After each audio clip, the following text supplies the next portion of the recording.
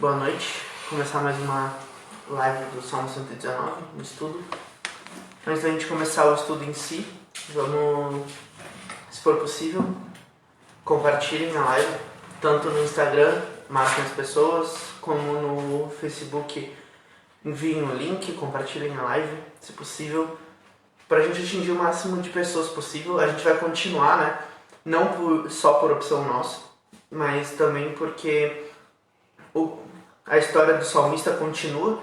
No versículo anterior e nesse a gente tem alguns assuntos parecidos, semelhantes, e a gente vai se atentar nesses assuntos que condizem um pouco um com o outro, né? Que é basicamente falar sobre,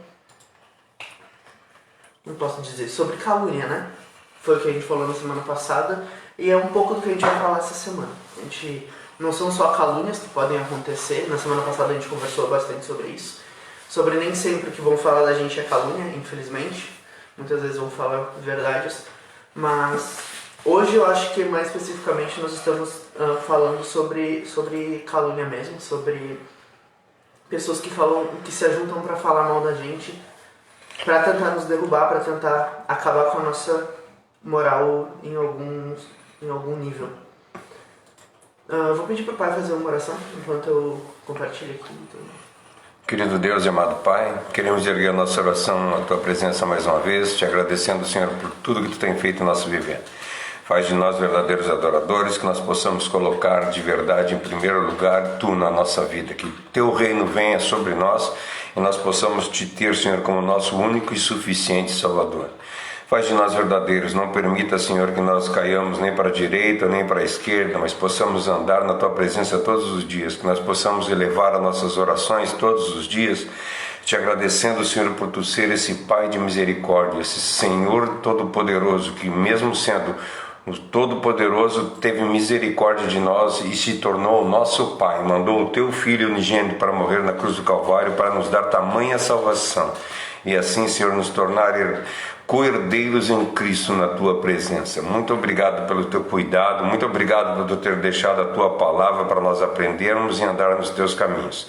Continue abençoando o nosso viver, abençoa, Senhor, hoje esse trabalho que nós estamos fazendo, que a palavra venha, Senhor, de quebrantar os nossos corações e para que nós possamos compreender mais de Ti. Obrigado por tudo, eu Te agradeço e entrego, Senhor, esse estudo em Tuas mãos, para que seja feita a Tua vontade, em nome de Jesus. Amém. Consegui marcar todo mundo no tempo, acho. Bom, vamos começar. Semana passada a gente leu o versículo 22 do Salmo 119. Eu vou ler ele aqui, já que eu estou considerando esses dois salmos se conversam bastante. Eu vou ler ele de novo, se aparecer.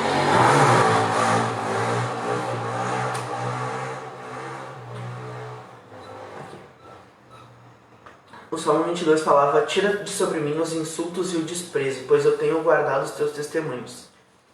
E aí, eu estava falando sobre o peso dos insultos e do desprezo e como eles afetam a nossa vida cristã, a qualidade da nossa comunhão com Deus e tudo mais.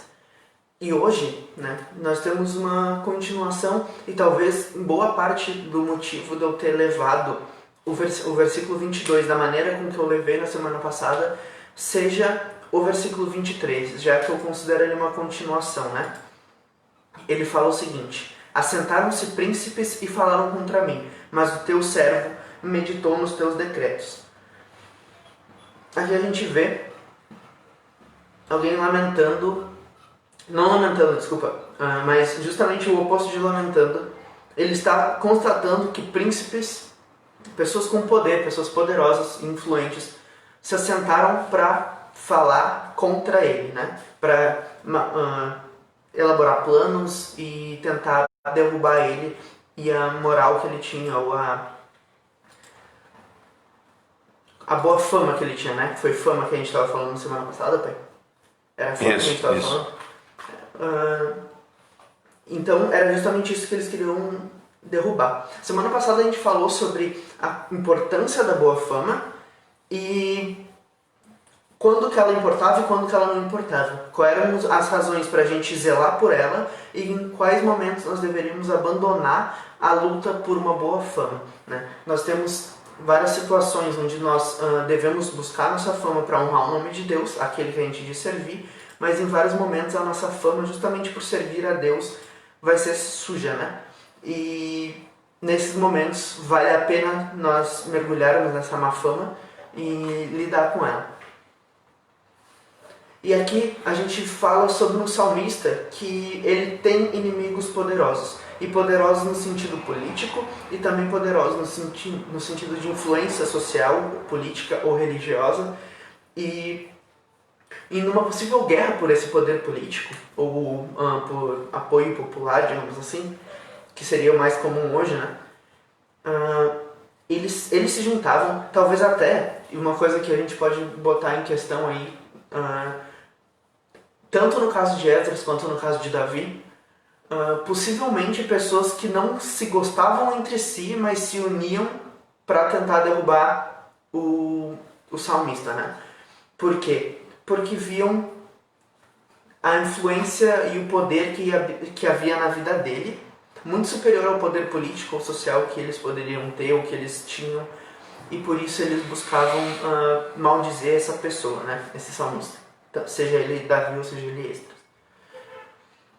Pelo menos a princípio era uma guerra fria, né? Nesse sentido, não era uma guerra armada. Óbvio que Davi tenha travado muitas guerras armadas com exércitos muitas vezes mais poderosos que o dele e vencido na força de Deus. Não é dessa luta que a gente está falando. A gente está falando da luta contra esse grupo de pessoas poderosas, talvez até inimigas entre si, mas que se uniam contra ele, que se juntaram para conjecturar contra ele, para pensar em maneiras de derrubá-lo.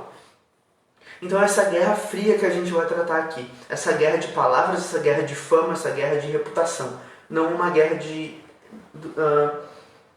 travada com batalhas. Embora a gente vá usar aqui versículos que tratem sobre batalhas, até porque eu acho que é difícil não possivelmente tratar de Davi sem falar das vitórias em guerras que Deus deu para ele. Porém, o principal foco não são esse tipo de batalha, né? Boa parte dos homens, boa parte de nós, busca por boa fama. A gente conversou semana passada sobre isso. Ser difamado não faz bem para ninguém. Ninguém fica contente ou feliz por ser desprezado, menosprezado, diminuído ou qualquer coisa negativa. A gente não é algo que a gente busca, não é algo que a gente quer, não é algo que a gente foi feito para sofrer, né? Acusações, principalmente quando elas são caluniosas. Isso costuma desanimar bastante e desvirtuar a gente do caminho que a gente tem seguido, né? Nos fazer esquecer dele ou deixar ele de lado para tentar reconstruir a nossa reputação. E isso não é algo que agrada a Deus. Mas o salmista ele superou essa provação com bastante tranquilidade, porque ele conhecia quem estava com ele. E aí a gente pode falar, mais uma vez, e eu tenho tomado bastante cuidado para não...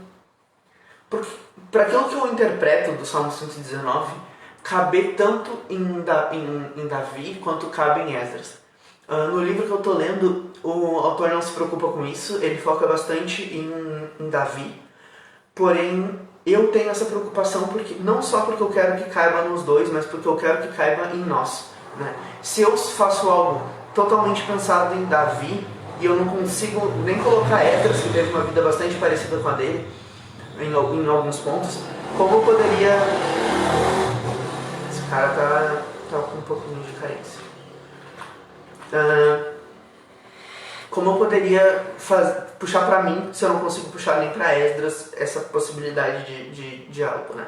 A intenção do cara que escreveu o livro, que é Spurgeon, não era fazer isso que eu tenho feito, de trazer para os dias de hoje os ensinamentos do Salmo 119, o que eu tenho aprendido com o Salmo 119 para os dias de hoje. Então ele não se preocupou com isso, mas eu tenho me preocupado bastante. E aí a gente consegue ver que nos dois casos isso se aplica, né? Os dois conheciam quem estava com ele. Deus tinha obras muito grandes na vida dos dois, sabe? A gente vê Davi como criança sendo consagrado e tendo Deus ao lado dele, protegendo ele do rei dele, protegendo ele do povo que estava ao redor dele, já rei, protegendo ele de exércitos muito fortes, muito poderosos e fazendo dele o rei, o maior conquistador da história de Israel, né? O maior conquistador de território da história de Israel. E a gente também tem Esdras, que pegou um Israel totalmente subjugada, né, pela Babilônia e acabou sendo o libertador, digamos assim, né? Eles não se livraram totalmente, mas ele conseguiu reunir o povo dele e começar a reconstrução do templo. Então, mesmo estando debaixo de um império maior, ele conseguiu uma certa liberdade para o povo dele que muitos outros povos ali dentro não tinham. E isso causava inveja nos outros. Isso causava inveja nas pessoas que acompanhavam eles.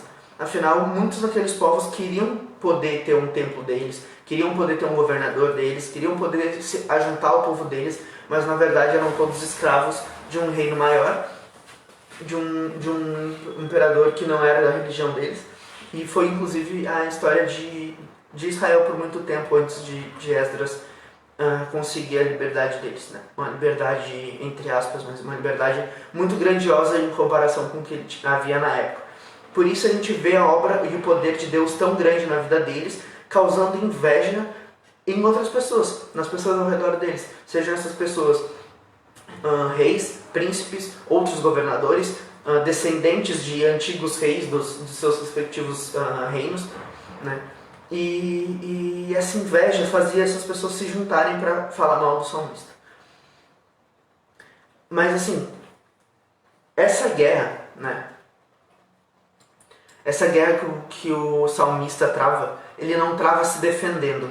Ele não trava defendendo a reputação dele. E é aí que a gente começa a entrar no estudo de hoje, né? Ele fala, mas o teu servo meditou nos teus decretos, né? Isso na NAA. Na NVT ele fala, mas eu meditarei nos teus decretos. E na NTLH ele fala, eu achei muito interessante a versão da NTLH, porque ela muda toda a estrutura da frase e fala assim, mesmo que as autoridades se reúnam contra mim e façam planos, eu, que sou teu servo, meditarei nas tuas leis. Então ele vai um pouquinho mais além aqui, ele fala que mesmo que se reúnam e façam planos contra mim, que inclusive é um intuito, né? Se a gente for ver estudos sobre as versões mais antigas da Almeida e tudo mais, a gente vê que o falaram contra mim era justamente fazer planos para derrubar, e a NTLH ela já coloca na frase isso. Várias vezes as pessoas falam que a NTLH ela enxuga as coisas para deixar mais mastigado, mas geralmente é o contrário,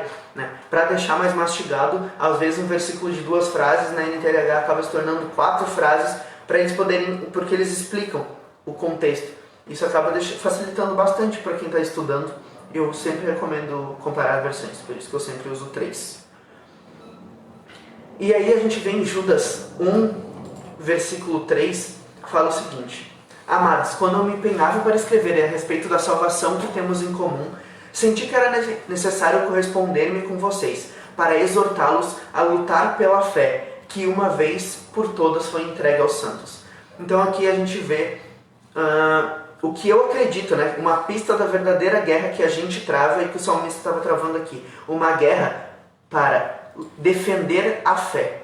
Defender a fé. Era isso que eu acredito que o salmista estava fazendo ali. Ele não estava defendendo a honra, não estava defendendo quem ele era, aquilo que ele pensava, as concepções dele ou aquilo que ele queria ser em relação ao povo dele. Não, ele estava defendendo a fé dele. Enquanto estavam falando mal dele, ele estava meditando nas palavras do Senhor e acreditava que ele estava cumprindo a palavra do Senhor. Por isso que ele clama a Deus quando ele fala quando ele expõe isso, e a gente vê que ele confia no Senhor, porque ele não faz nada. Ele não diz ali que ele correu atrás de difamar de volta, ou de se defender, ou de expor a realidade. Ele confiou em Deus, totalmente em Deus. E é isso que nós devemos começar a buscar fazer. Defender a nossa fé. Uma fé verdadeira, não uma fé superficial ou uma fé falsa. Né? No exemplo de Davi, a gente pensa em grandes poderosos da época que eram inimigos, reis de grandes impérios ao redor de Israel, e eles praticavam maldizer Davi. Eles transformavam os tronos deles, as reuniões deles e os parlamentos deles em calúnias e mentiras contra o servo de Deus. né? Às vezes ele nem estava ali perto, às vezes ele não estava nem considerado, mas eu imagino possíveis tratados de paz entre nação X e nação Y, que eram inimigas, fazendo as pazes para se juntar contra Davi, né? A sua inveja, o orgulho e o medo de Davi faziam eles mudar a maneira deles de pensar e de agir e de planejar as guerras que eles travavam. Então, a gente vê que o poder de Deus sobre a vida de Davi fazia os inimigos dele mudarem a maneira de agir, faziam os inimigos temerem ele. E isso a gente pode ver, por exemplo, né, sobre quantos inimigos ele tinha. Ele fala em Salmo 55:18, ele fala: em paz ele livra a minha alma dos que me perseguem, pois são muitos contra mim.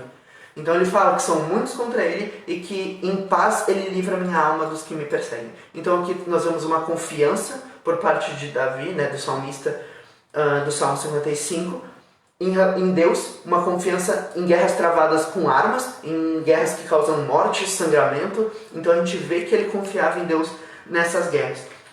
No caso de Esdras, outros povos subjugados, como eu tinha falado, tinham inveja da liberdade que os Deus dos hebreus tinha dado a eles, né? Em Salmo 126:2, a gente tem o versículo fala: então a nossa boca se encheu de riso e a nossa língua de júbilo. Entre as nações se dizia: grandes coisas o Senhor tem feito por eles. Então as várias nações dentro daquele reino maior olhavam para os hebreus e diziam: grandes coisas o Senhor tem feito por eles. Então, através de Esdras e através de Davi, a gente vê tanto batalhas políticas, no caso de Esdras, quanto batalhas sangrentas e armadas, no caso de Davi, representando e mostrando para o mundo ao redor deles o poder de Deus. Então, eles manifestavam o poder de Deus através da vida deles para as pessoas ao redor deles. As pessoas eram capazes de reconhecer o poder e a força de Deus, temerem a Deus, terem medo de Deus por reconhecer o poder dele na vida dos seus servos, seja Davi ou seja Esdras. Então eu quis pegar esses dois exemplos para mostrar que, através da vida desses dois, que são os dois que a gente acredita que são possíveis escritores do Salmo 119,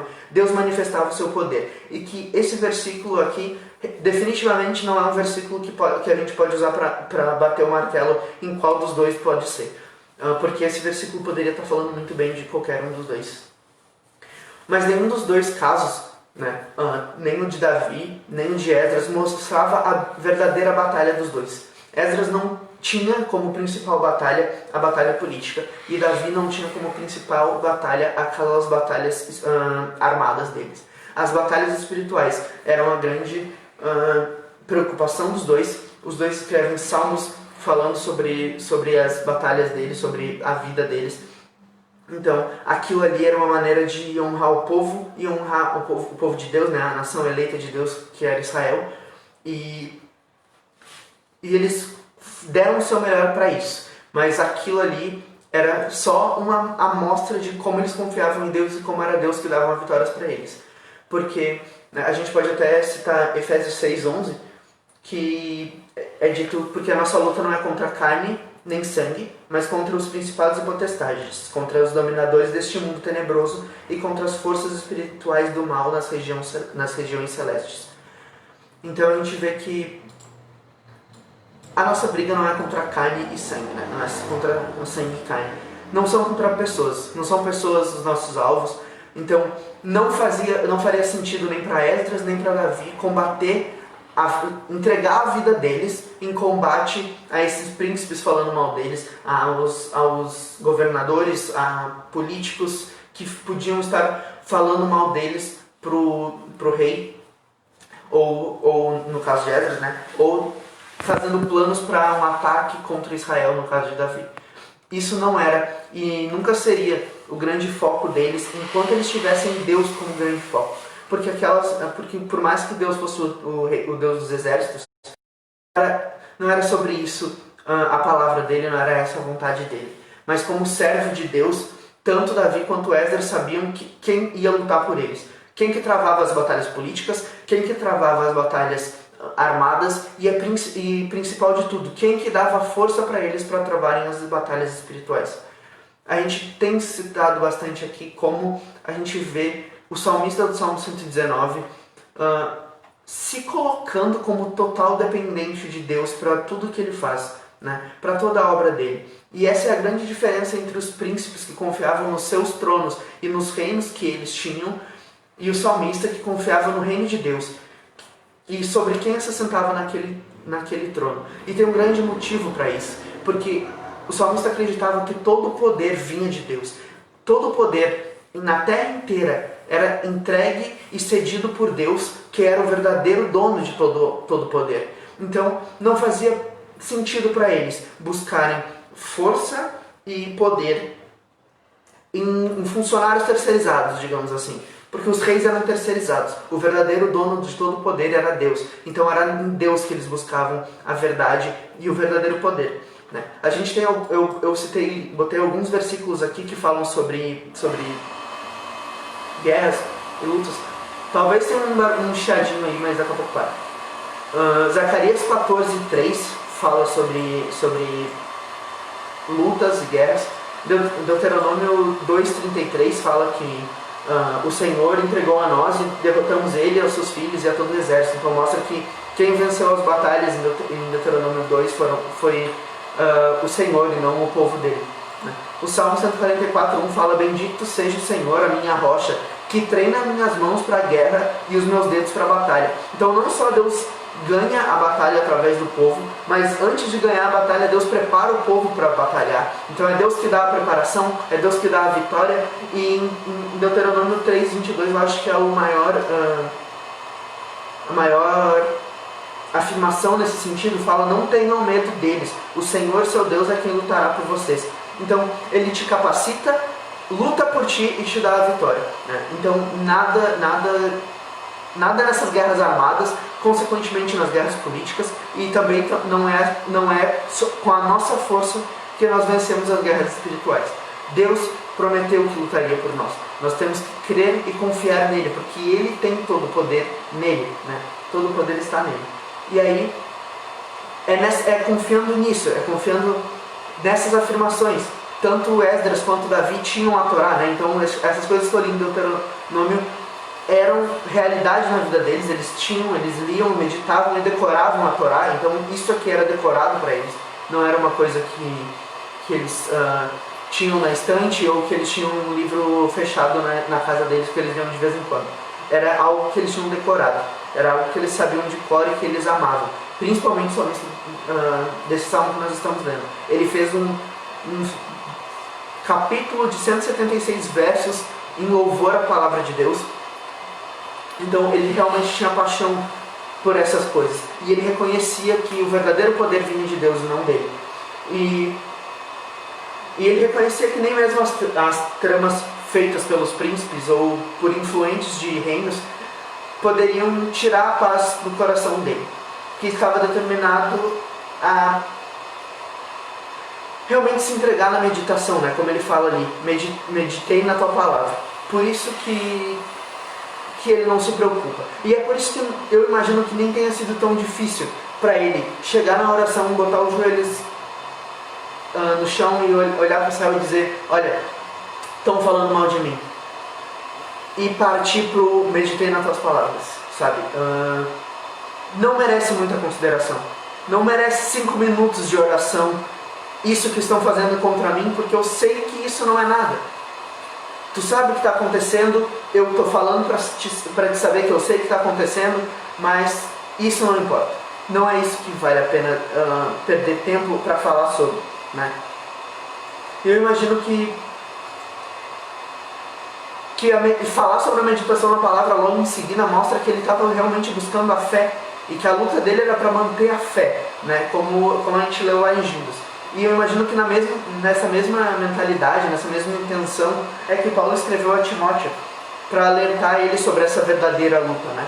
No capítulo 1, no versículo 18 e 19 de 1 Timóteo, ele fala: essa é a admoestação que eu faço a você, meu filho Timóteo, segundo as profecias que anteriormente foram feitas a teu respeito, que firmados nela você combata um bom combate, mantendo a fé e a boa consciência, porque alguns, tendo rejeitado a boa consciência, vieram a naufragar na fé. Então ele fala aqui: combata o bom combate, mantendo a fé e a boa consciência. Então ele medita nas palavras de Deus, comparando a vida dele com a palavra de Deus, orando para manter a fé firme, lendo os mandamentos para entender, para aliviar a mente dele, porque se ele estivesse andando nos caminhos de Deus, ao ler a lei, ao invés de se sentir pecador e totalmente entregue aos pecados, ele ia notar o quão grande Deus estava sendo na vida dele, mudando a maneira dele de viver e de existir. E por isso eu imagino que meditar na lei fazia ele ter mais fé, fazia ele se sentir mais, ter uma boa consciência, né? Como Paulo fala aqui. Quando tu lê a palavra de Deus e tu vê a obra que Deus tem feito na tua vida, a tua consciência se aquieta, porque ela vai começar a ver que não é dela que vem o poder, não é dela que vem a força, e vendo que de quem vem a força e do tamanho do poder de quem dá a força pra gente, a nossa consciência consegue se acalmar. Eu imagino que seja essa a intenção dele quando ele reflete sobre a lei, quando ele fala: meditei sobre a lei. O que eu fiz? Estão falando mal de mim, o que eu fiz? Meditei na tua lei. É isso, essa é a resposta. Eu meditei na tua lei. Eu não falei nada para eles, eu não me defendi, eu não fiz nada. Eu meditei na tua palavra. E é isso que nós temos tentado fazer aqui, a respeito do Sermão do Monte, a respeito do Salmo 119. Meditar na lei de Deus, sabe? Aquela pessoa que está falando mal de ti no teu trabalho, que está falando mal de ti na tua família, que tem sujado o teu nome, que tem te feito se desesperar em vários momentos. Tu quer combater ela, não se defende, defende a tua fé. Essa é a mensagem que ele deixa nessa primeira parte, assim. A grande questão é: defende a tua fé, não defende a tua honra, defende a tua fé. Deus vai batalhar pela tua honra, Deus vai batalhar pela tua boa fama, porque é de interesse dele, muitas vezes, que tu vá ter uma boa fama. Afinal, se tu é o único cristão na tua família e tu não tem uma boa fama, logo os cristãos da tua família não têm uma boa fama, sabe? Então, muitas vezes Deus tem o interesse de que a nossa fama seja boa, mas nós tentamos com nossas forças defender essa fama que a gente tem e que está ruindo, e quanto mais a gente tenta defender, mais a gente destrói a nossa fama. E aí, quanto mais a gente tenta agarrar, mais a gente deixa ir embora, mais a gente perde, né? Quem tenta segurar a vida vai perder. E é isso que eu vejo aqui. Ele defendeu a fé dele, ele defendeu a consciência dele, entendendo que quem batalhava essa batalha por ele era o próprio Deus, e Deus defenderia a honra dele. Bom, independente de Esdras ou Davi terem feito esse capítulo da Bíblia, os dois têm escritos na palavra de Deus, que a gente considera 100% verdadeira, sem nenhum erro e totalmente inspirada por Deus. Seja lá qual dos dois escreveu isso, eles têm uma fama com a gente incrível, e é neles que eles são parte desse testemunho que a gente tem buscado para melhorar a nossa vida e para fazer as coisas da maneira correta. Então, seja Esdras ou seja Davi, a partir do momento que eles confiaram em Deus e ao invés de defender a honra, eles defenderam a fé deles, Deus defendeu a honra deles e fez uma honra que duraria 3.000, 4.000 anos, e quanto mais tempo Deus quiser que dure. A honra deles tem sido muito maior do que eles poderiam imaginar, ou que qualquer esforço deles poderia fazer ser, certo? Isso que é incrível. Eles abandonaram completamente a fama deles e focaram na fé deles. E aí eles ganharam a fama deles de volta. Porque a fama deles não estava na boa fama, não estava em boas ações, estava em Deus. E quando eles buscaram Deus, eles encontraram a boa fama de brinde, praticamente. Por maior que fosse o poder reunido nessa sala, imagina uma sala cheia de príncipes, cheia de reis, no caso de Davi, ou cheia de governadores e pessoas do parlamento, no caso de Esdras. Não importa quanto poder tivesse ali, quanta influência de povo tivesse ali, nada impediria esse servo do Senhor de meditar nas palavras do Senhor, porque ele já tinha feito uma promessa. Ele já tinha colocado aquilo no coração dele. E é aquilo que ele ia fazer. Ele não ia parar e lutar contra esse poder gigantesco que estava se levantando contra ele. Ele ia lutar em favor de um poder muito maior que era a favor dele. Era isso que ele queria, era isso que ele estava defendendo, era isso que ele estava buscando, né? Jesus mesmo nos alertou em João 16:33 que no mundo a gente ia ter aflições, mas que ele venceu a vida e a morte, e que por isso a gente deveria ter bom ânimo, né? E Paulo, na segunda carta a Timóteo, quando ele está perto de morrer, ele fala para Timóteo: eu bati o bom combate. Isso em 2 Timóteo 4,7. Eu li em 1 Timóteo 1, 18 e 19, que ele recomenda a Timóteo que combata um bom combate. E aí ele fala, na próxima carta ele fala: eu combati um bom combate. Ele defendeu a fé, ele defendeu a boa consciência dele através da palavra de Deus. E isso foi o que manteve ele vivo, que manteve ele lutando para fazer a palavra de Deus, né? Quando a gente nos coloca como servo de Deus, assim como Esdras, assim como Davi, assim como Timóteo, assim como Paulo, assim como Jesus principalmente, a nossa prioridade já está estabelecida. A gente não tem como reformular ela ou como refazer. Ela já foi definida a partir do momento que nós escolhemos ser servos de Deus, né? A nossa prioridade já está definida. Ele é a nossa prioridade. A nossa fé nele é a nossa prioridade. Nada mais importa de fato. Tem bastante comentário, né? Não tinha visto. Aqui não? Tem um ou dois aqui, ó. Tem a Ingrid falou: estou aprendendo bastante com vocês. São top em ensinar. Eu estou aprendendo também. O Marciano falou que tá ligado. Valeu. A Suzana também está aqui. A Ingrid tá sempre aqui, né, Ingrid? Está entrando agora. Sempre. A mãe, que está sempre aqui, também comentou: eu tenho tido um crescimento na fé com o Sermão do Monte, Salmo 119. Esses estudos têm me feito entender muitas coisas que antes eu entendia, que eram vagos para mim antes, né? A gente tem um entendimento muito vago da palavra de Deus. Isso é um pouco triste, né? Porque a gente... É aquele negócio de conhecer, de ouvir falar, né? De nunca parar para tentar conhecer, para tentar entender a fundo aquilo que está sendo dito. Isso é um pouco triste, mas acontece bastante com a gente. A Josi comentou no Instagram: deixar o ego completamente de lado, né?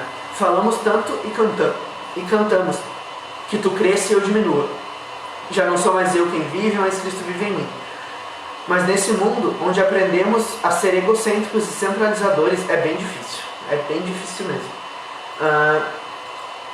Olha, a gente canta muito, né? E eu acho muito importante a gente cantar isso.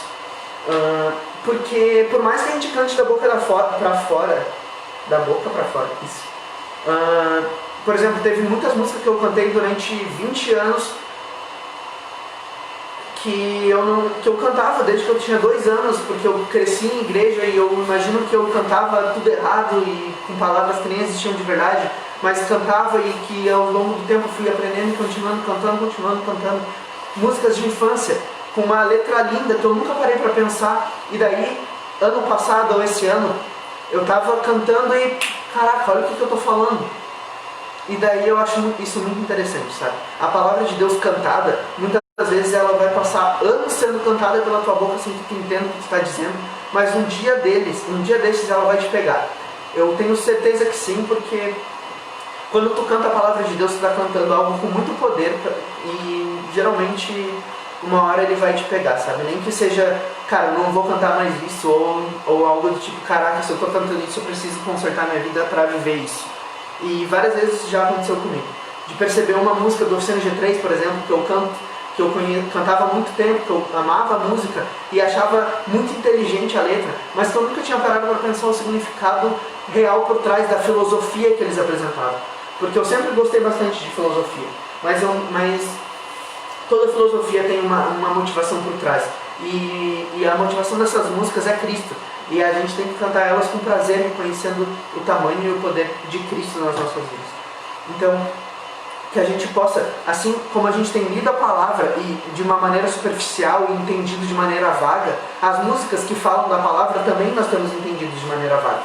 E que muitas vezes elas nos falam muito mais do que pregações que a gente tem ouvido por aí, de pastores que falam sobre vitória, sobre como Deus te ama, sobre como tu precisa se amar mais. Gente, uma coisa que a Bíblia deixa bem clara é que a gente não precisa se amar mais, sabe?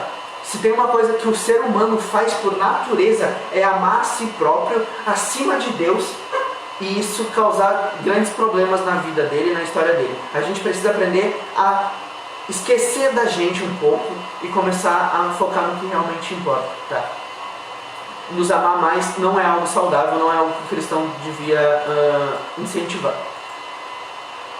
que eu não estou falando para as pessoas não se odiarem ou não amarem a si próprios, não terem amor por si, porque a palavra de Deus fala amar os outros como ama a ti mesmo. Então ela fala para a gente se amar. A questão é que nos amar mais do que essa sociedade já nos recomenda amar não é algo que o cristão deveria fazer. A gente não precisa se amar mais, a gente precisa esquecer um pouco da gente, né?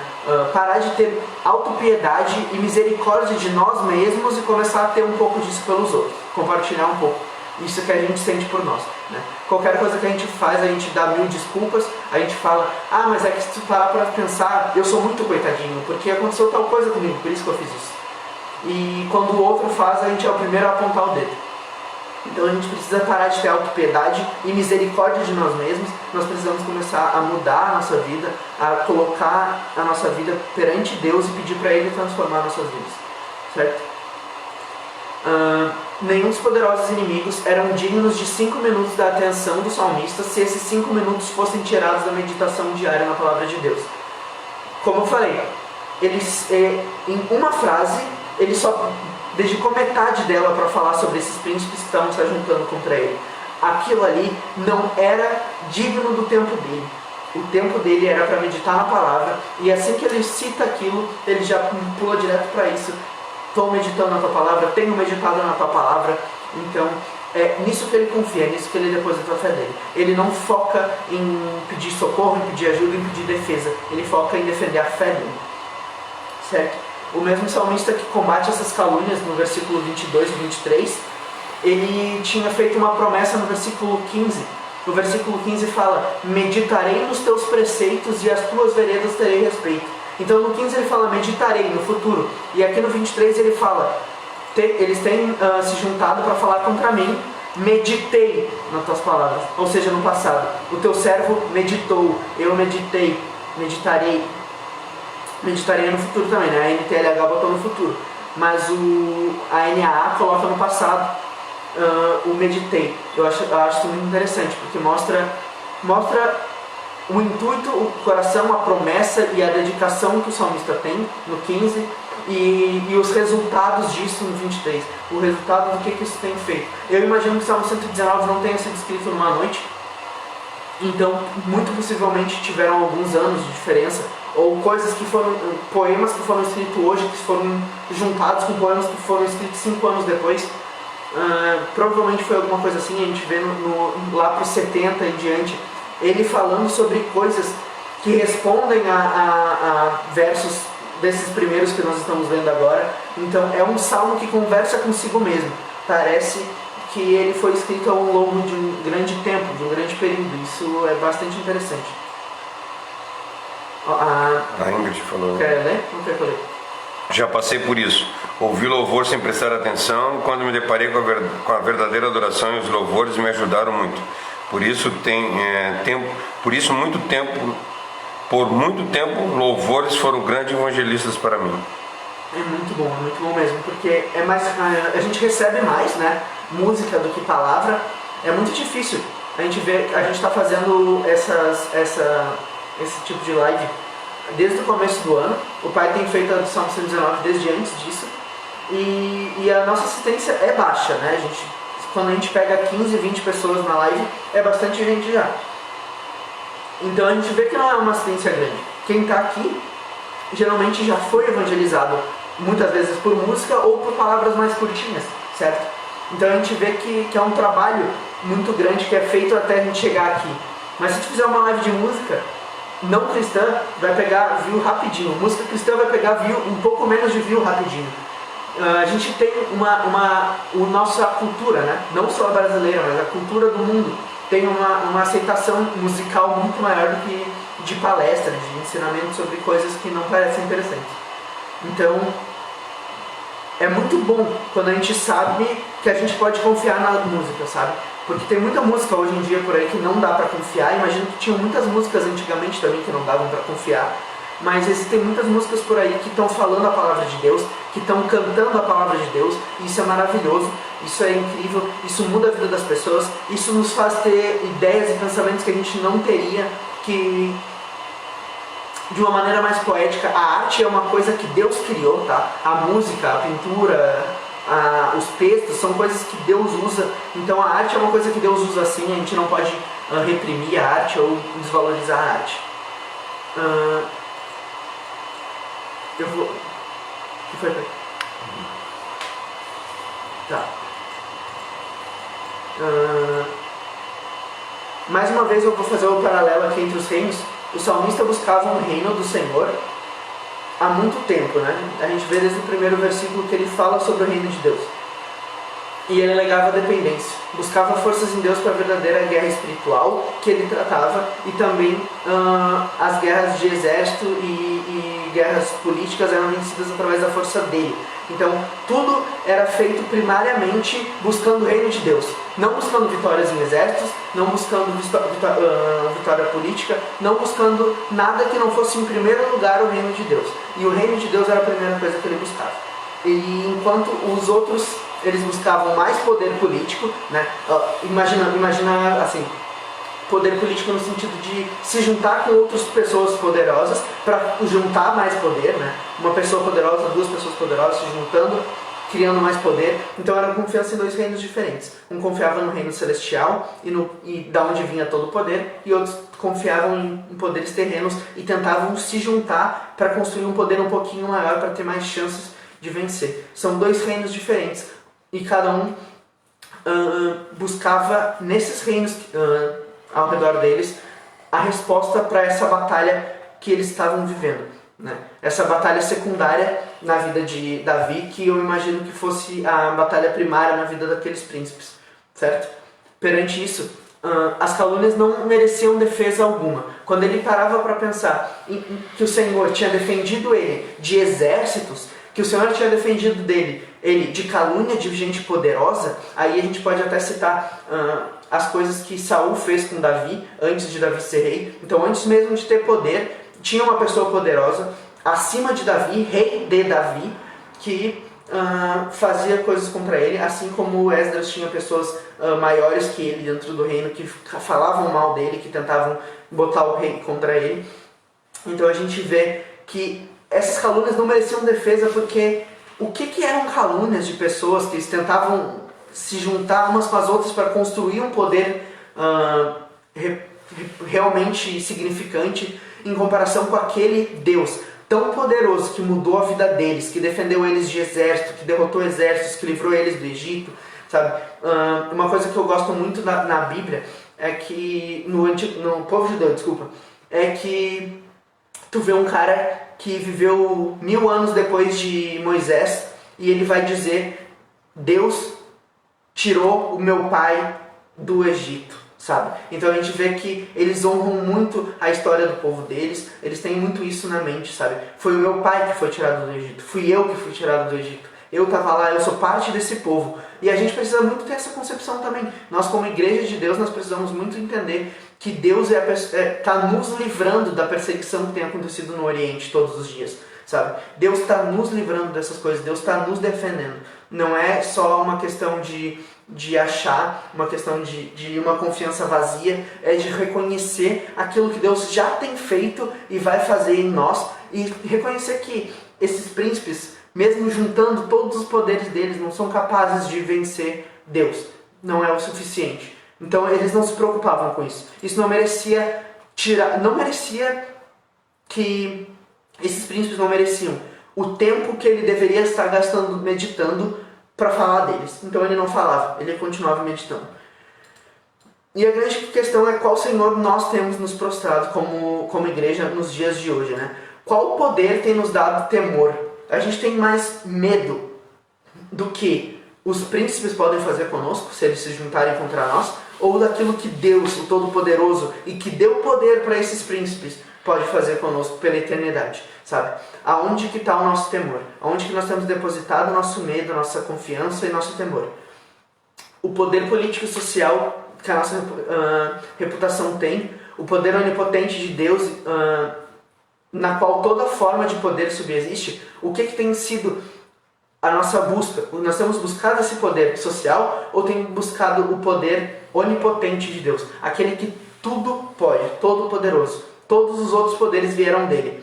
Por que a gente tem abandonado isso para viver de poderes terceirizados? De tentar nos ajuntar com reis, de tentar nos ajudar a juntar com príncipes e derrubar aqueles que estão contra a gente. No caso, a gente tem se colocado muito mais como aqueles príncipes que falaram mal do salmista do que com o salmista que tem confiado em Deus. A gente está muito mais perto dos inimigos do que dos amigos da palavra de Deus. Isso que é uma coisa triste que a gente tem que falar muitas vezes, né? Spurgeon, né? Eu peguei uma frase do livro do Spurgeon que eu achei muito interessante, que é a seguinte: Davi estava numa partida de alto nível, e os grandes da terra eram seus adversários. Os príncipes viam nele uma grandeza de causar inveja, e por isso abusavam dele. Em seus tronos podiam encontrar algo superior a considerar e de que falar, mas converteram o trono de juízo em trono de escárnio. Então, todo juízo eles transformaram em escárnio, em falar mal de Davi. Por quê? Porque eles tinham medo da grandeza de Davi. Os reis juntos tinham inveja da grandeza que Davi tinha.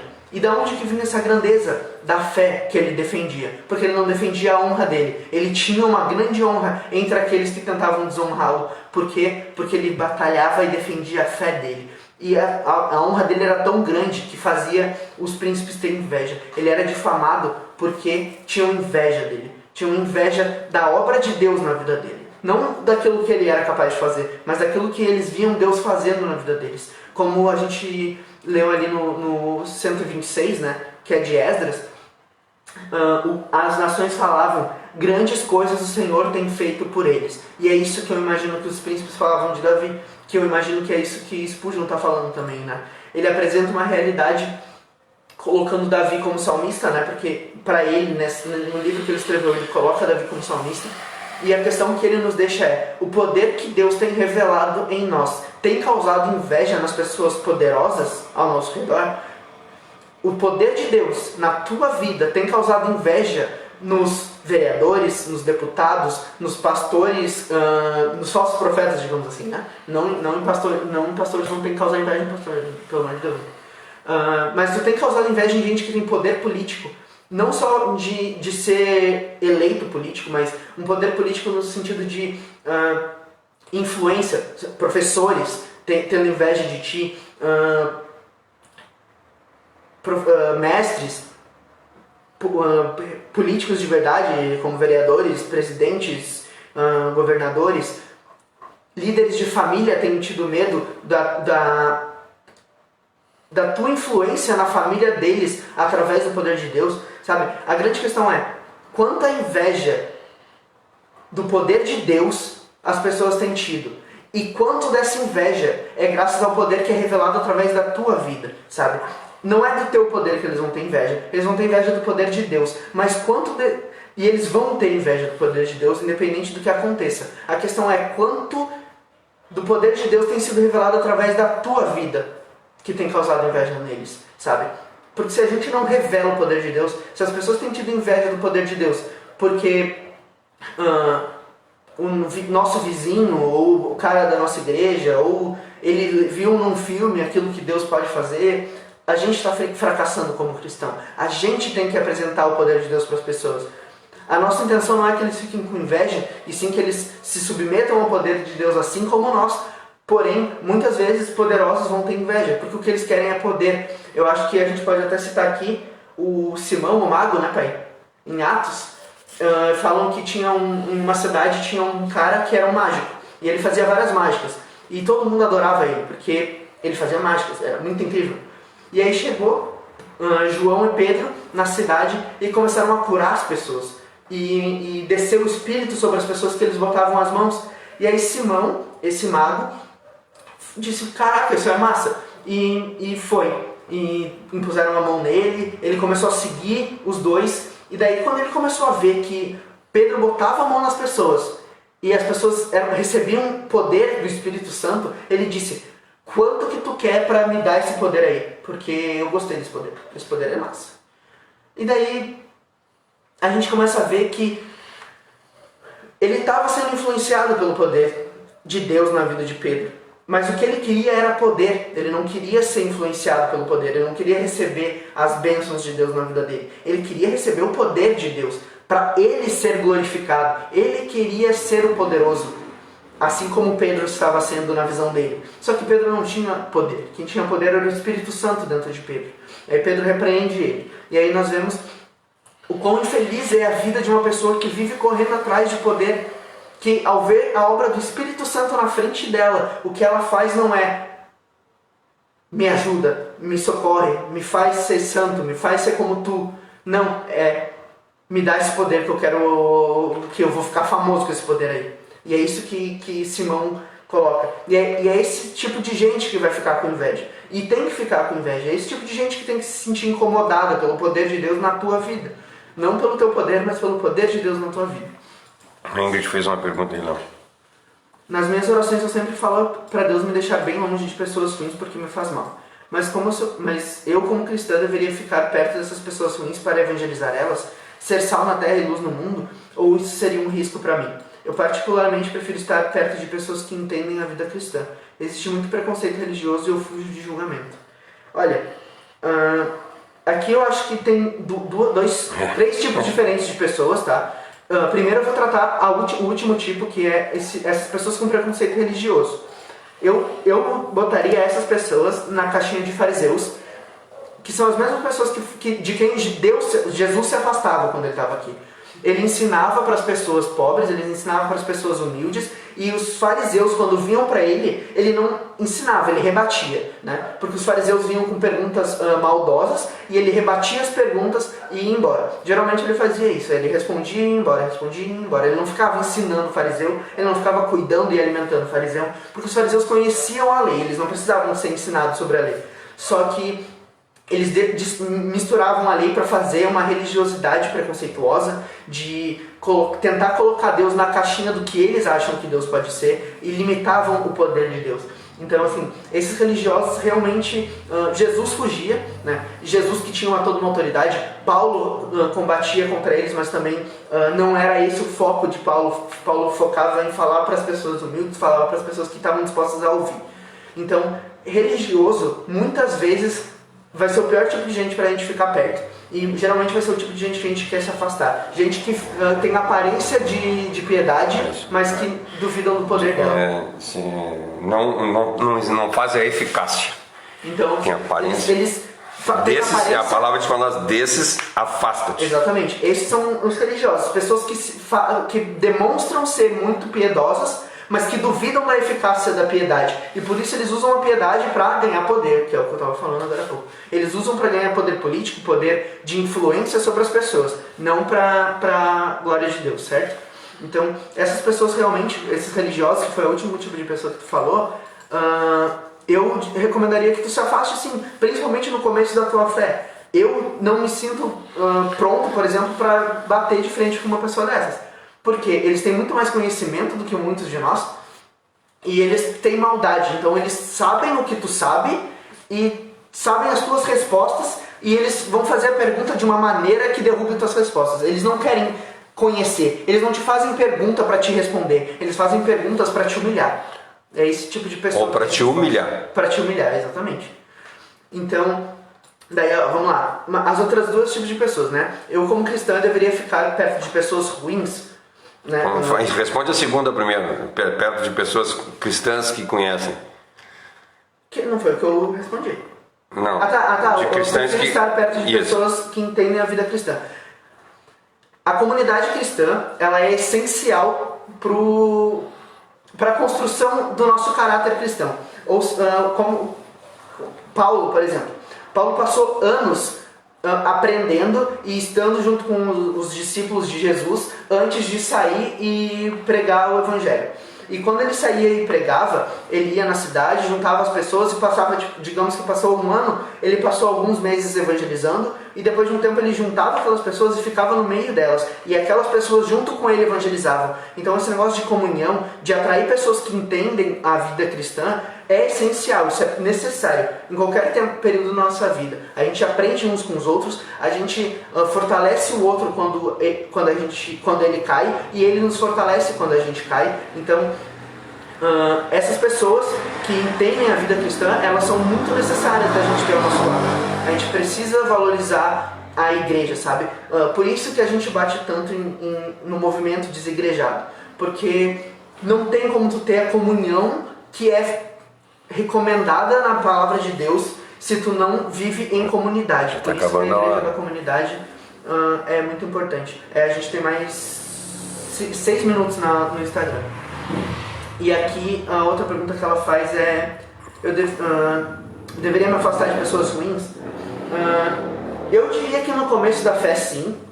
No começo da fé a gente precisa. Eu acho assim, essas pessoas que atrapalham a fé, essas sim, a gente teria que nos afastar das pessoas que estão nos atrapalhando. Não é atrapalhando a fé, atrapalhando o nosso crescimento, porque nós estamos querendo crescer e essas pessoas não estão deixando. Mas quanto a, por exemplo, se as pessoas, a pessoa diz, se as pessoas não estão atrapalhando a nossa fé, não tem por que a gente se afastar, simplesmente porque elas não são crentes. A palavra de Deus diz que nós temos que estar no meio delas. Se elas estiverem atrapalhando, sim, nos devemos nos afastar. Caso contrário, não, podemos ficar do lado dela e o pouco que nós conhecemos, nós temos que passar, sempre isso. Então o problema é que quando as pessoas têm algum conhecimento e vão nos atrapalhar, não vão estar mais na primeira pergunta, mas vão estar na terceira, que são conhecimentos, são conhecedores da palavra que querem nos derrubar. E esses nós temos que nos afastar. Mas as pessoas que não conhecem a palavra de Deus, nós temos que estar do lado dela para estar, nem falar, não precisa nem falar. A palavra de Deus para nós que quando nós ganharmos as pessoas, nós temos que ganhar as pessoas de boca fechada, ou seja, pelo nosso testemunho. No momento que nós somos cristãos, nós vamos dar testemunho e as pessoas vão ver o que é ser cristão e vão querer nos copiar. Existe uma frase de... deixa eu ver aqui. É de algum padre, que eu nunca me lembro qual é o padre, que fala: pregue o evangelho em todo tempo, se necessário use palavras. Então, para corroborar com o que o Paulo falou, né? A gente tem que dar testemunho para essas pessoas. Muitas vezes no começo da nossa fé a gente não vai conseguir dar um bom testemunho, a gente está em processo de santificação. Nesses casos talvez seja uma boa ideia a gente, assim como Paulo, passar um tempo aprendendo junto com essas pessoas que entendem a vida cristã, para depois a gente sair e dar um bom testemunho, para a gente ter força, para o Espírito nos dar força para a gente dar um bom testemunho. Mas também a gente não pode ficar a nossa vida inteira nos apoiando nisso, de que não estamos prontos e nunca fazer nada, né? Passa um tempo, coloca ali um ano, 6 meses que tu quer aprender, foca em aprender de verdade, se dedica a isso e depois disso mergulha em levar para os outros a misericórdia que levaram para ti. Isso que é a grande importância. Isso que é o cristianismo. Isso que é o cristianismo, né? A gente tem que se preparar para sair e levar para os outros aquilo que a gente recebeu, certo? Vamos lá. Agora é a parte pesadinha, né? Eu perguntei: o poder de Deus que nós revelamos tem causado inveja aos poderosos ao nosso redor? Eu acho que não. Porque, infelizmente, a gente vive numa sociedade que parece fazer questão de apontar quão sofrida e difícil é a vida de um cristão. Vai cair a live no Instagram. Eu vou reiniciar, eu acho, a live. Pera aí. Mas se não demorar muito. Não vai demorar não.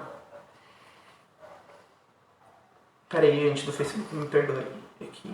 Só um minutinho, já vai voltar, que a live do Instagram, ela cai em 1 hora. Então caiu a live lá, nós vamos voltar lá na live e já vamos voltar aqui.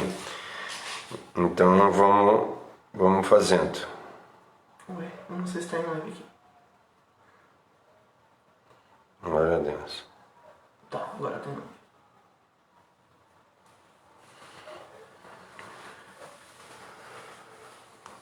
Tá entrando aí. Tá. Essa vai ser mais curtinha. Pessoal do Instagram, aí, pessoal do Facebook, agora eu só vou encerrar mesmo, né? A gente vive uma sociedade que parece fazer questão de apontar o quão sofrida e difícil é a vida de um cristão. É aquele negócio que eu tinha falado sobre a autopiedade. A gente quer mostrar para os outros: ai, porque eu não faço isso, porque eu não posso, porque eu não faço isso porque a minha religião não deixa, então tadinho de mim, que eu não posso fazer nada e tudo mais, né? E é essa visão que os outros têm de nós, justamente porque a gente faz assim, né? É uma geração inteira de cristãos mergulhados na autopiedade e em uma misericórdia na qual somente o eu é digno. Daí bate junto, né? Essa frase eu tinha feito ali e marcado em vermelho justamente porque eu queria falar ela, e bateu certinho com o que a Ingrid falou, né? Porque aqui é uma mergulhados na autopiedade e em uma misericórdia na qual somente o eu é digno. Ou seja, eu acho que só eu mereço a misericórdia de Deus, por isso eu não saio pregando, eu não preciso pregar, porque se Deus quiser converter eles, converte que nem me converteu. Que use a pessoa que me converteu, ou algo do tipo. Eu tô muito ocupado, lutando, muito difícil, nessa batalha muito difícil, quer dizer não pra Globo, ou pra dizer não pro jogo de futebol no domingo, mas daí tu continua fazendo um monte de outras coisas que não agradam o nome de Deus, tu não medita na palavra, tu não busca Deus, tu não vive em comunidade, tu não ama o teu próximo, tu não faz nada, tu não é um cristão, sabe? A gente tem muito isso, a gente vive uma autopiedade mergulhada numa misericórdia que a gente só acha que nós merecemos, ninguém mais merece. Sendo que misericórdia, na base da palavra, é justamente a gente receber algo que a gente não merece. A misericórdia não é por merecimento, não é por dignidade. Se tu fosse digno, tu não precisaria de misericórdia, certo? A misericórdia é quase injusta. Ela é quase um prêmio dado para alguém que não merecia. Então, é justamente isso que a gente acredita, né? Que a gente tem que levar essa misericórdia para os outros, parar de pensar na gente, de pensar em como a nossa vida é triste e fazer com que a nossa vida faça as outras pessoas que acreditam ter poder se sentirem inferiores, se sentirem, caraca, olha só o que Deus tem feito na vida dessas pessoas. As pessoas têm olhado pra gente e pensado, essas pessoas são presas. As pessoas olhavam pra Davi e diziam, eu queria ter a liberdade desse cara, sabe? O que a gente tem errado na nossa religião? A nossa religião baseada em graça tem dado impressão para as pessoas de mais lei do que a religião judaica, que era baseada em leis, sabe? Isso é muito deprimente. O que a gente tem feito com a palavra de Deus? A gente tem distorcido totalmente tudo que o Evangelho diz pra gente. Totalmente. Tem sido uma vergonha, sabe? É vergonhoso o que a gente tem feito com o Evangelho. Certo? O que podemos fazer? O que a gente pode fazer para colocar, para acreditar mais na capacidade de Deus de nos dar forças e nos equipar para essa batalha espiritual que a gente tem lutado, para defender a nossa fé? O Salmo 123 nos diz que se Ele é o nosso Senhor, nada nos faltará, né? Se o Senhor é meu pastor, nada me faltará. O que tem faltado para que a gente possa confiar nessa palavra e entender que Ele vai nos dar tudo aquilo que é necessário para a gente vencer as batalhas que Ele quer que a gente vença. Se Ele não tem nos dado o essencial para vencer a batalha que a gente tem tentado lutar, talvez a gente esteja tentando lutar a batalha errada. Esse é o ponto. Talvez a gente esteja tentando lutar batalhas erradas ou batalhas que deveriam ser travadas daqui 2, 3 anos e nós tentamos lutar hoje e nós não temos focado na verdadeira batalha que nós devemos travar. Uma batalha em defesa da nossa fé e da boa consciência. Ler a palavra de Deus e ter uma boa consciência de que tu tem cumprido e seguido a palavra de Deus da maneira com que Ele quer que tu siga, sabe? A defesa da nossa fé é a batalha que a gente tem que travar. Salmo 37,5 fala, entregue o seu caminho ao Senhor, confie nele e o demais Ele fará. Quando a gente confia em Deus e entrega o nosso caminho ao Senhor, a gente tem fé. Quando a gente defende a nossa fé e busca o reino dele de verdade, as outras batalhas vão ser vencidas através do poder dele. Assim como a gente falou, Davi e Esdras focaram em defender a sua fé. E até hoje o nome deles e a honra deles são reconhecidas. Não importa quantos príncipes se juntaram para denegrir a imagem deles, para falar mal da imagem deles. Eles têm até hoje a honra deles na Bíblia. A palavra de Deus ainda tem o nomezinho deles lá, dos dois, falando sobre o amor, sobre a justiça e sobre toda a obra que eles fizeram para o povo judeu. Por que a gente tem tido medo de mergulhar que nem eles mergulharam na palavra? Por que a gente tem tido medo de confiar que nem eles confiaram na palavra? Sabe? Por que a gente tem tentado travar batalhas que Deus disse que não deveria ser a nossa prioridade? E aquilo que Deus disse que deveria ser a nossa prioridade, a gente tem deixado de lado? Por que a gente tem confiado mais em poderes que não vêm de Deus? Por que a gente tem tido mais medo do que príncipes podem fazer conosco, do que aquilo que Deus vai fazer conosco se nós não mudarmos nosso caminho urgentemente? Sabe? Que a gente possa se arrepender verdadeiramente, colocar nossos caminhos na direção do Senhor e reconhecer que nós somos pecadores e que a nossa vida não tem mostrado o poder de Deus. Ela tem mostrado uma lei impiedosa e desanimadora, porque todos nós estamos desanimados. Os cristãos deveriam ser felizes e mostrar para as pessoas o poder da fidelidade e da bondade de Deus, a misericórdia de Deus sobre as nossas vidas, que nos livra e faz o poder dele se manifestar através de nós. Não as limitações, não as regras, não os impedimentos. É muito pelo contrário. A palavra de Deus é sobre conhecer a verdade, que é Cristo, e ser livre. Não sobre ser preso por uma lei, por uma lei escrita em pedras como era no período judeu. Essa lei está escrita no nosso coração e nós vivemos porque amamos, não porque nós somos obrigados. A Grazi do Ivanir colocou: o problema do ser humano é que não conseguimos ser dependentes, confiando no Deus da palavra, de que Ele está no controle de tudo. Fazemos como o povo de Israel, querendo ajudar a Deus a ser Deus. Exatamente. Esse é o grande problema, né? O ego é o grande problema do ser humano. A gente confia demais na gente, a gente confia demais no poder que nos é dado, sem entender que o poder que nos é dado nos foi dado por Deus, né? Sem entender que quem nos fez ter esse poderzinho que a gente tem é Deus, e Ele tem muito mais, infinitamente mais. Ele pode fazer infinitamente mais se a gente confiar nele. Então, é nisso que eu quero bater hoje.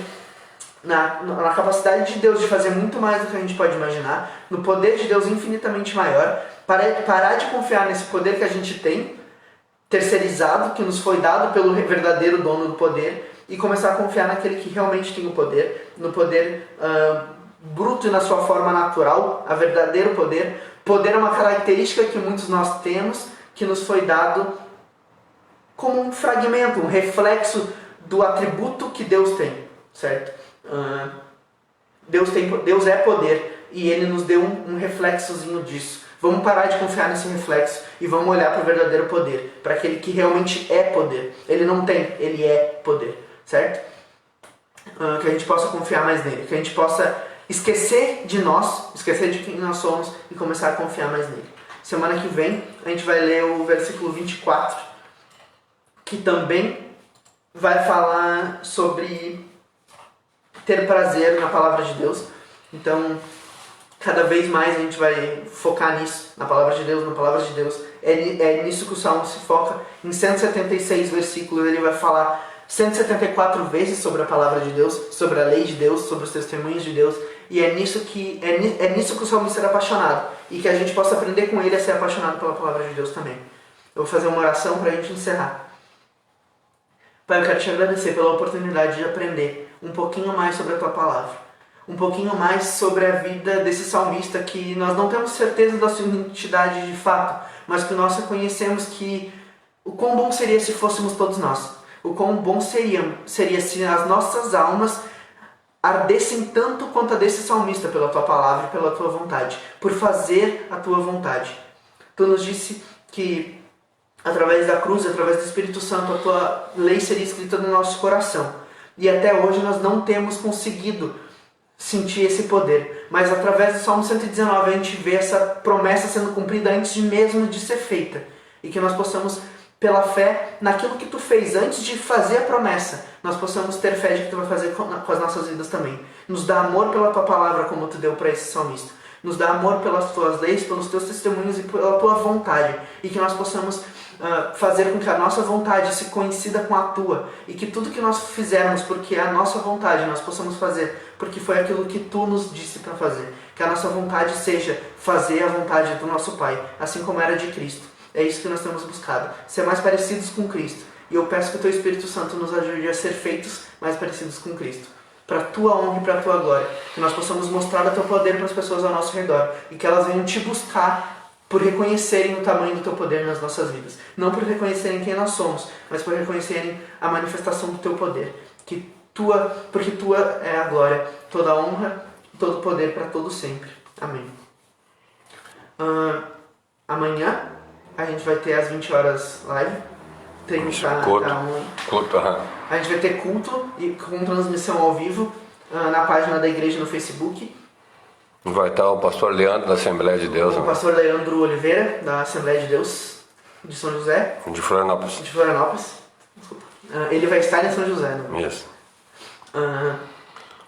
Sábado tem alguma coisa? Não. Esse sábado não tem nada. Domingo às 9h30 da manhã nós temos o culto da família. E às 6h30 da noite nós temos novamente o culto da família. Depois disso, só na semana que vem nós teremos às 20 horas, na terça-feira, o Sermão do Monte, com o pastor Falando sobre riqueza. Falando sobre riqueza. A gente falou sobre riqueza aqui primeiro. Então, se vocês quiserem se preparar para rebater ele, assistam o versículo 12, se eu não me engano. Deixa eu ver aqui. Não é o 12. Não me lembro. Qual que foi? Acho que foi o 14. Vejam vai no canal do YouTube do pastor Cláudio e procura o Salmo 119, versículo 14, que lá a gente vai falar, que eu falei sobre riqueza, e daí tu pode ter uns argumentos para falar terça-feira, às 20 horas na live. E leia Mateus 6, versículo 18, 19 e 20, se eu não me engano, né? Que fala lá o que é que nós vamos falar. Tá. Daí na quarta-feira, às 1h30, nós temos a nossa ação social, que é a Quarta Solidária, todas as quartas-feiras ali na Igreja Peniel de Forquilinhas. E à noite, aqui no Instagram de novo, e no Facebook do Pastor Cláudio, nós temos a live do Salmo 119, que tem sido muito gostosa pra mim, e acredito que algumas pessoas têm sentido também, né? A Josi, que tá sempre aqui, a Ingrid, o pai tá sempre aqui, eu não sei porquê. A Grazi também. A Grazi às vezes aparece no final, mas sempre que ela pode, ela tá aqui. Quero agradecer muito a todos vocês que têm participado e que têm contribuído com perguntas. A Célia hoje TV também. A Dinda, muito feliz de saber que participou. Muito obrigado mesmo, continuem participando, discordando ou concordando, falem, vamos aprender mais sobre Deus. Até amanhã à noite com a live da igreja.